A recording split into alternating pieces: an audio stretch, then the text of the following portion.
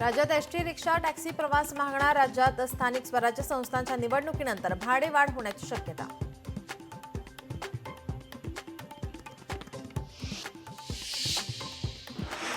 मराठवाडा विद्यापीठाच्या नामविस्तार दिनानिमित्त उद्या परिसरातील रस्ता बंद. सकाळी 6 ते रात्री 12 पर्यंत वाहतुकीस बदल.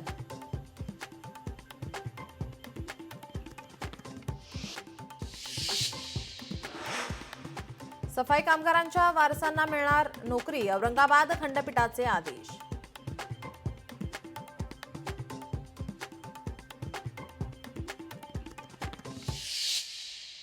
खासदार संजय राऊत बोलतायत, थेट जाऊयात.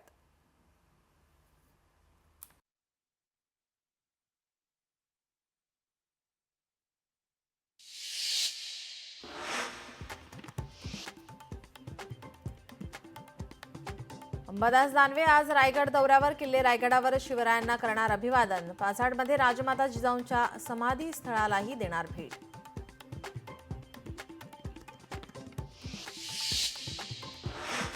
हिंगोली जिल्ह्यात शस्त्र आणि जमावबंदीचे आदेश लागू. जिल्ह्यातील कायदा सुव्यवस्था अबाधित राहण्याच्या दृष्टीने जिल्ह्यात आदेश लागू.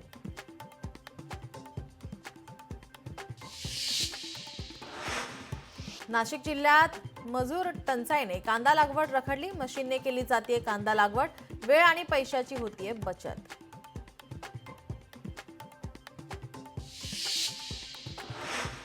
जळगाव जिल्ह्यात वातावरणात बदल. सकाळपासून जिल्ह्यात ढगाळ वातावरण तर दुसरीकडे धुक्याची चादर. जिल्ह्यात काही भागात तुरळक पाऊस पडण्याची शक्यता.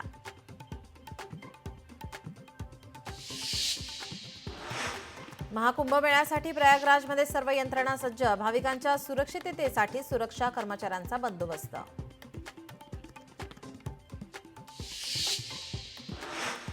नागपुरात पतंगबाजांवर पोलिसांकडून ड्रोनद्वारे वॉच ठेवला जाणार. पतंगबाजांवर कठोर कारवाई करण्याचे पोलीस आयुक्तांचे निर्देश.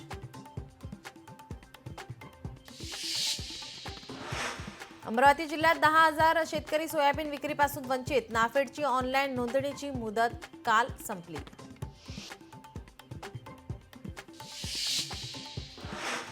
हिंगोली जिल्ह्यात सततच्या वातावरणातील बदलामुळे हरभरा पिकावर मर रोगाचा प्रादुर्भाव.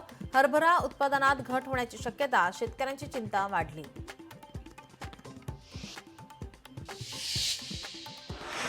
दिल्लीत कडाक्याची थंडी. थंडीमुळे दूरपर्यंत पसरले धुके. धुक्याचा परिणाम नवी दिल्ली रेल्वेवर. ट्रेन उशिरा असल्यामुळे प्रवाशांची तारांबळ.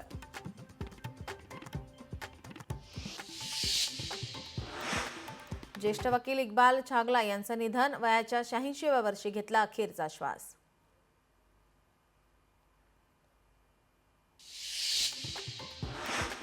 अकोल्यात रेल्वे स्टेशन परिसरात चौघांवर जीवघेणा हल्ला. हल्ल्यात 4 जण गंभीर जखमी. एकाची प्रकृती चिंताजनक. 2 हल्लेखोरांना पोलिसांकडून अटक.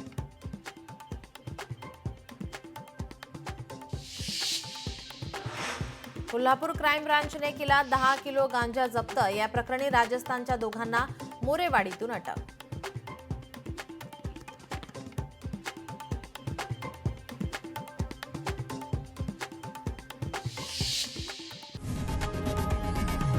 लोकशाही मराठी ऐका, पहा, जागरूक रहा.